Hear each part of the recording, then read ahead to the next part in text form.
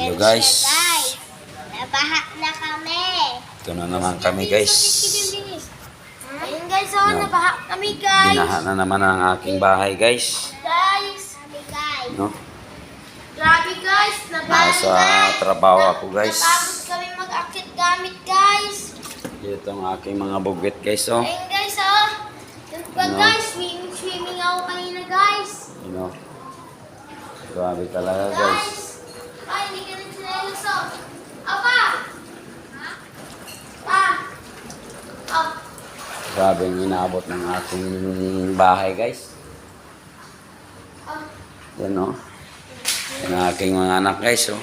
Hello Yan, guys. Hello guys. Kanina guys, swimming guys.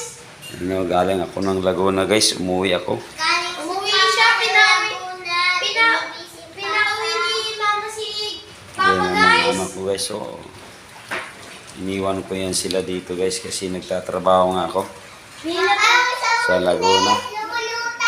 Pinatawag siya guys. Tinawag siya ni mama na Pag-uwi ko umuwi guys, siya guys. ganito na yung dinatnan ko na naman sa bahay namin. Pinauwi siya ni mama guys. Pinauwi siya ni mama.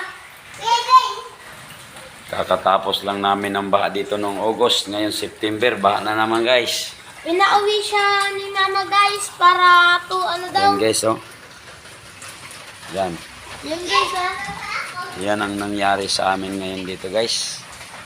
Sana may makapansin naman sa vlog ko na to guys. Huwag nyo sanang kalimutan i-share guys.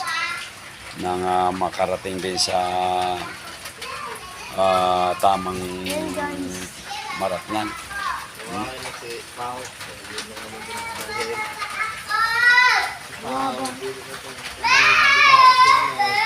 Grabe oh guys oh.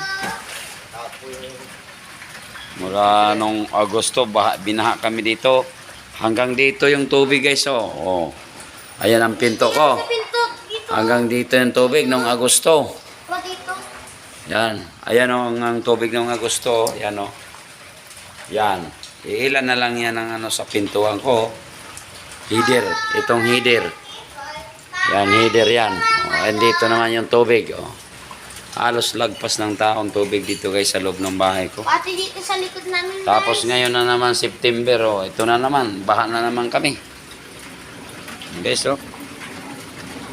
Pagdating ko galing Laguna guys, ito na naman. Baha na naman yung ating mag-ina.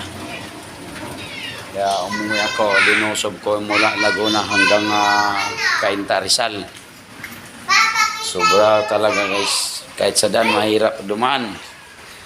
Pero linusob ko yun. Pa? Ay, nilusob mo rin? Papa! Ayan natin,